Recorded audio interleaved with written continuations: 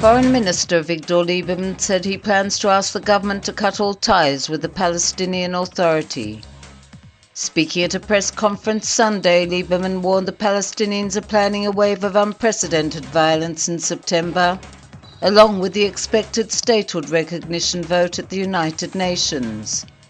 According to the Foreign Minister, the Palestinians are planning a number of activities, including plans to march thousands to military checkpoints in the West Bank. He ridiculed Palestinian claims of plans to launch non-violent protests, saying their plan to march thousands towards checkpoints will lead to unprecedented violence. Cutting off ties with the Palestinian Authority is the only way to get the message across that they cannot work against Israel on international fronts without facing consequences, he said.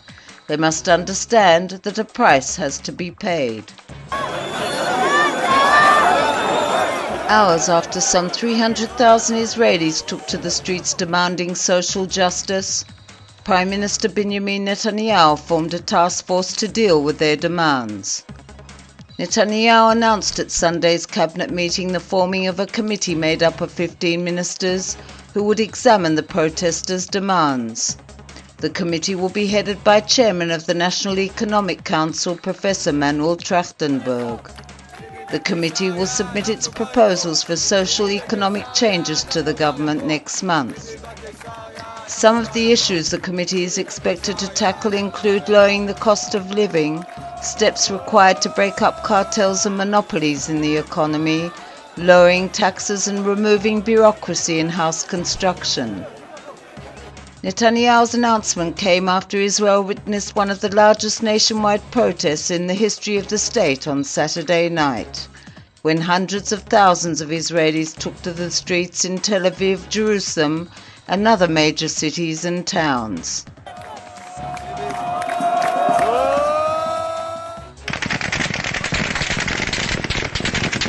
Over 50 people were killed Sunday by Syrian security forces the day after UN Secretary-General Ban Ki-moon expressed his concern over the rising violence.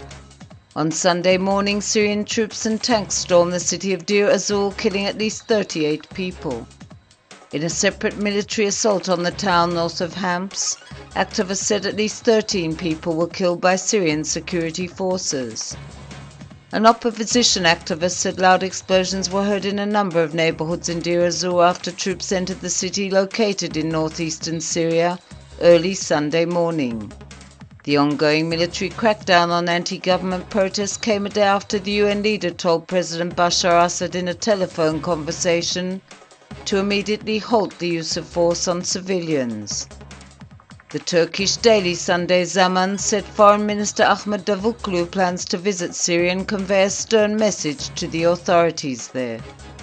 The Tel Aviv Stock Exchange, the first market to open worldwide after Standard & Poor's downgraded America's credit rating, opened to major losses Sunday. Upon opening, the TA25 fell 5% to 1,100 points. The TA100 plunged 5.2%. The TA Banking Index dropped 5.3%, and the TA Real Estate 15 fell 6.4%. The plunge prompted a series of brief suspensions in trading. The losses came as the international markets were left reeling by the announcement Friday that Standard & Poor's had downgraded the US credit rating for the first time in its history from AAA to AA+. An earthquake measuring 4.2 on the Richter scale struck Israel shortly before noon on Sunday in various parts of the country. The Geophysical Institute confirmed that the epicenter of the quake was in the Mediterranean Sea, some 40 miles west of Binyamina. Citizens in Haifa, Afula, Tel Aviv, Herzliya and Kibbutz Netiv all reported feeling the earthquake. The last earthquake in Israel occurred in April in the north of the country and coincided with an earthquake near the Greek island Crete, which measured 5.9 on the Richter scale and was also felt in Cairo.